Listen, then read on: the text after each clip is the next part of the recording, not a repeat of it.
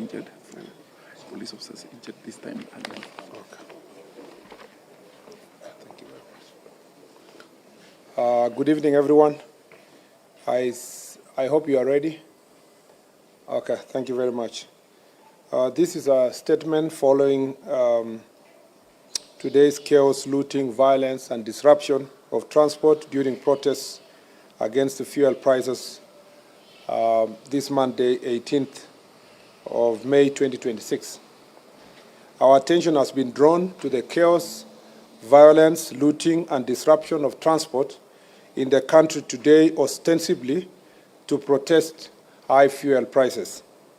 Even though our Constitution protects the right to demonstrate and picket, it is quite unfortunate that today's protests have once again been hijacked by political actors for political ends. Whereas we take cognizance of the fact that fuel prices have risen significantly as a result of ongoing global political crisis, looting, violence, blocking roads, and vandalizing public and private property can in no way bring down the oil prices. If anything, the disruption of transport and closure of business can only worsen the situation. The government, led by the National Treasury and the Ministries of Energy and Transport, are taking steps to engage with transport stakeholders to explore the ways of addressing price increases, and we are confident that the talks will bear fruit. We are, however, concerned that although most parts of Kenya were peaceful, criminal elements in some parts have been mobilized and deployed by rogue politicians to target government projects, property, personal property, pro-government, and also property of pro-government leaders. The looting of Ketia supermarkets owned by a member of parliament who supports government, the burning down of UDA offices in Wote in Makueni County, and the torching of 2 trucks at the site of Rironi Mau Summit flagship project are not coincidence, but a calculated move to spread fear and intimidate government supporters and innocent public servants. Coupled with the recent violent attacks on Ms. Rachel Wandeto, who passed on this morning, we are witnessing a clear scheme where a section of political class is making incendiary statements to fund intolerance and ethnic bigotry and organizing gangs to spread terror, sabotage government projects, and profile and intimidate those of different political opinion, especially those who support government. We wish to reassure the country that the government will do everything in its powers to protect lives and property, and at no time would lawlessness be allowed to take root in any part of our country. We will intensify our fight against organized crime and its sponsors who are hell-bent on propagating anarchy. The full force of law will be brought to bear on the organizers of today's violence and wanton destruction of property. In fact, it is about 348 of them have already, perpetrators have already been arrested. It is quite unfortunate also that 4 Kenyans in today's violence, which also saw more than 30 people, it's unfortunate that we lost 4 Kenyans in today's violence, which also saw more than 30 people injured. It is very regrettable that there are politicians in this country who measure the success of opposition to the government by the number of innocent lives lost in the demonstrations they organize. This is the lowest form of politics and the most wicked manifestations of self-interest. To the leaders who have been profiling Kenyans of different political opinion and calling them traitors, we shall hold you personally responsible for the lives lost and property destroyed as a result of your statements. You will be answerable now and in the future. I commend Kenyans who went about their business in peace, and actually, largely in most parts of the country, Kenyans went about their business in peace, but also there are some public transport owners who protested in peace by just keeping off the transport system without really interrupting other people's lives. And we regret, in some cases, disruption of transport and businesses that have been looted, including a supermarket in Naivasha, which, as by the time we were coming here, was still facing invasion by goons. Let us remain calm as Kenyans, as relevant government agencies address the issue of fuel prices. To those traveling, our security agencies are under instructions to ensure our safety. All the roads that were blocked have now been cleared.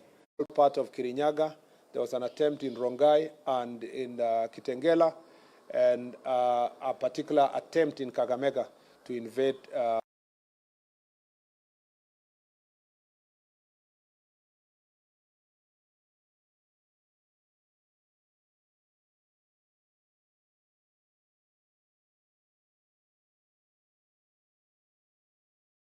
just wanted to know the 4 people who lost their lives, under what circumstances they lose.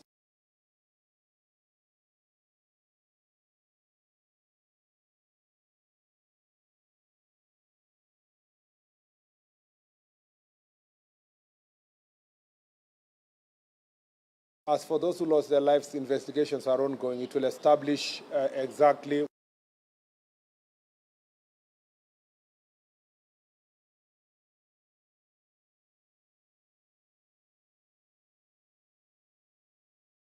civilians.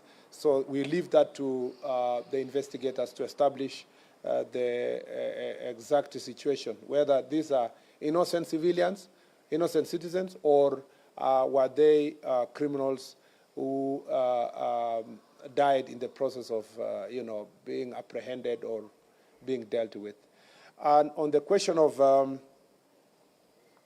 oil prices, as you may be aware, there is an ongoing meeting now between the ministries of transport and energy with the stakeholders,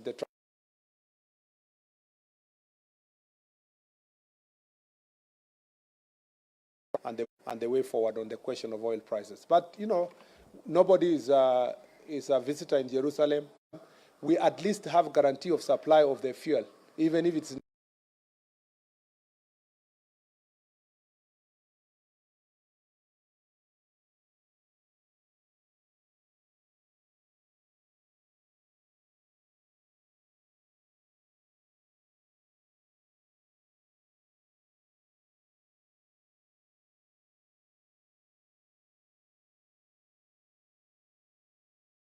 and I did it on the floor of the Senate. But you should give us credit that no life was lost during that time, during that agitation, that we never organized a protest. We never agitated for Matatu sector to stop transport. In fact, I dare say that the leaders of Matatu industry at that point in time never protested against the government. So the question you should be asking yourself, why did they feel that it was okay to understand President Uhuru Kenyatta, but when it is President William Ruto, they should go to the streets? You should ask yourself, why did they not stop their vehicles just less than 4 years ago? And why is it that in the administration of President William Ruto, they have stopped their vehicles from coming to the streets? There must be something. There must be a certain level of profiling that applies to William Ruto that does not apply to President Uhuru Kenyatta. And the guess is as good as, your guess is as good as mine. If you will give us credit for those who were opposed to the administration that time, you must give us credit for using constitutional means and using the floor of the House and giving alternative suggestions to how to handle the fuel crisis. We never organized one protest, no life was lost, no supermarket was looted, no person was targeted to be killed as a result of the higher fuel prices less than 5 years ago. So I am very proud of my record and the statements I made in the Senate just about 5 years ago. And I'm very proud of how President William Ruto handled his opposition to how government was running its affairs in the last 5 years. I wish current opposition would emulate him instead of organizing violence and so forth. And I am just asking the most simple thing. Please, the transport sector, the way you understood President Uhuru Kenyatta and never went on strike just less than 5 years ago, that is the same way you should understand President William Ruto because he's in office. Number two is that how can we ensure that in future protests do not lead to loss of life? It's just by ensuring that protests are protests. They are not criminal activities, acts of crime, looting, robbing people of their property, burning of property. As long as we stop, and I see you in the media, reporting that protesters, I saw one today, protesters in Naivasha burned 2 vehicles. Those are not protesters. Protests is constitutional. Protest is presupposed to be peaceful. Burning of 2 vehicles, the media should be able to profile the way it should be, to say criminals burn 2 vehicles in the name of protest. I wonder why media in our country does not really always give a proviso to such situations by saying there were protests, but today it was not protests, it was criminal activities that burned vehicles. Why are facts distorted? Why are facts distorted? And sometimes protesters were killed. Probably criminals who were looting were killed. They were not protesters. So let us characterize any peaceful protest will be protected in this country. And I don't think any one life will be lost in a situation where the protest is peaceful. So let it be protests, not criminal activities, and life will not be lost. The last thing I'll say is that who are these politicians we are talking about? The investigations are not going, but the incitements, the people who have been inciting, particularly that the former deputy president is on record inciting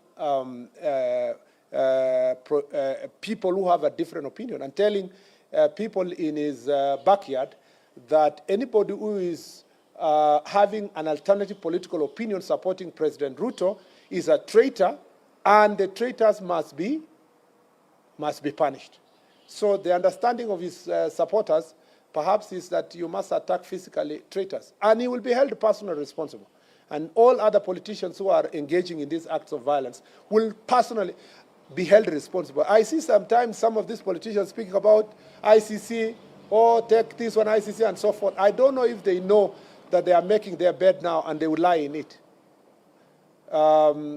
So it is important for every one of us to become aware of their own acts. And we will take the necessary legal steps to bring all of them to face the law.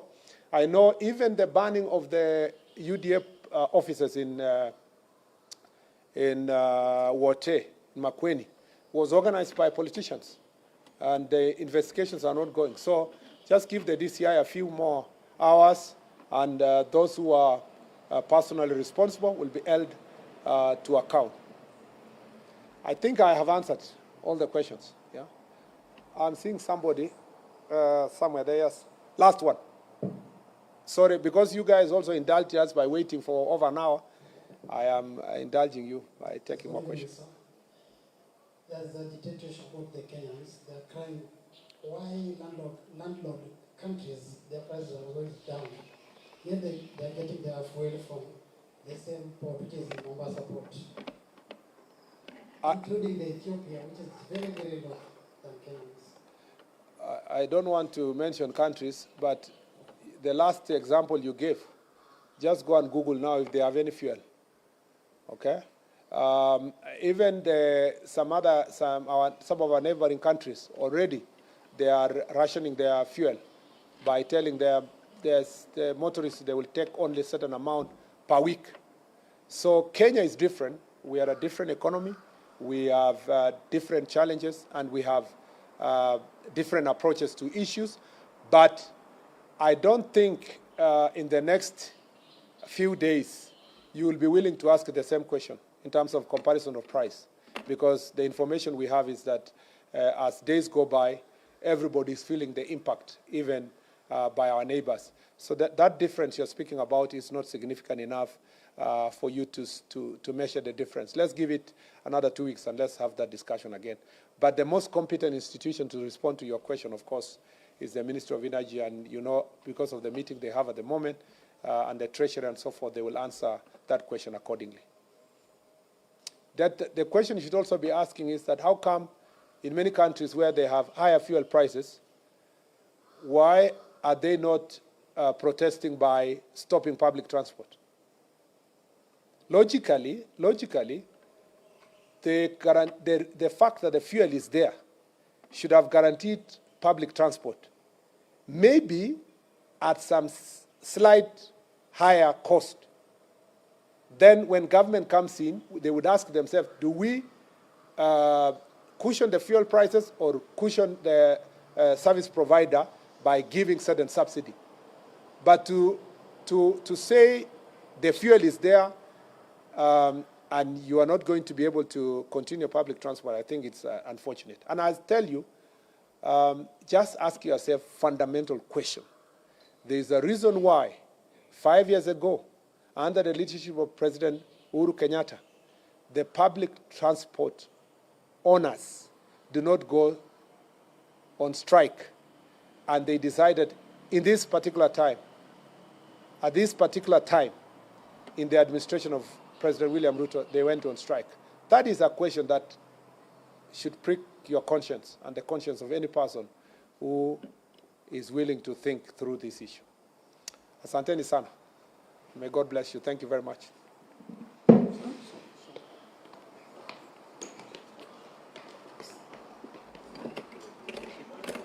Yeah, you'll keep the tablet. Yeah. Phone na nini. Give him